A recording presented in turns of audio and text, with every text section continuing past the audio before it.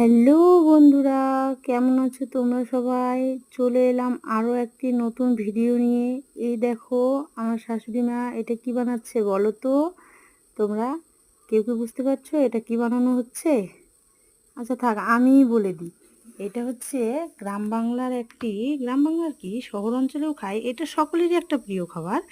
এটা তুমি মানে কি বলবো, আমের মানে কি আচারের সাথে বলো কিংবা আম মাখার সাথে বলো, কিংবা কোনো ভাজির সাথে বলো, সব কিছুর সাথেই খুব ভালো লাগে। এটা হচ্ছে কাসুন্দি। তো আজ আমার শাশুড়ি মা এই কাসুন্দি তৈরি করছে। এই যে দেখে নাও প্রসেসিংটা কেমনভাবে কি করতে হয়। এবার ওইটা ছিল শস্য। এবার দুই রকমের শস্য, সাদা শস্য আর কালো শস্য, দু রকমের শস্য একসাথে মিক্স করে ধোয়া হয়েছিল। ওর মধ্যে অনেক কিছু, মানে কি বলবো, ওগুলো আমিও অতটা জানি না। অনেক ধরনের পাতা, মশলাগুলো আমি মোটামুটি চিনি। ছিল তোমার আদা, হলুদ, কাঁচা হলুদ, তারপরে ছিল তোমার গরম মশলা, এই সমস্ত কিছু দিয়ে ওগুলো ধোয়া টোয়ার পরে শুকনো হয়েছে। এবার মিক্সিতে ভাঙানো হচ্ছে। আর এই দেখো মাটির হাঁড়িতে জল গরম করা হচ্ছে। এটাকে গ্রাম অঞ্চলে বলে মধু।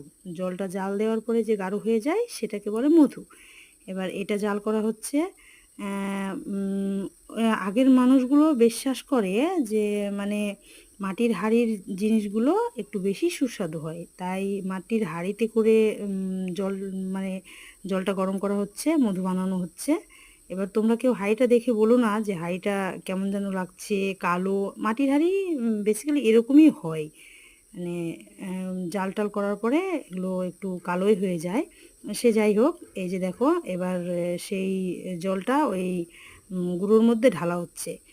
এবার লবণ টবণ সমস্ত কিছু তোমরা দেখতেই পেলে, হলুদ গুঁড়ো, লবণ সমস্ত কিছু দেওয়ার পরে সেই জলটা দিয়ে এই যে নাড়াঘাটা হচ্ছে। এবার আমিও ভাবলাম যে শাশুড়ি মায়ের সাথে আমিও একটু হাতে হাতে একটু কাজ এগিয়ে দিই, তাই আমিও একটু হাত লাগিয়েছি। দেখো বন্ধুরা, দেখে জানাও কেমন হয়েছে। আর তোমরা কে কে এই কাসুন্দিটা ভালোবাসো কমেন্টে বলো। আর ভালো লাগলে আমার চ্যানেলটি সাবস্ক্রাইব করে নিও, লাইক কমেন্ট শেয়ার করো। Thank you.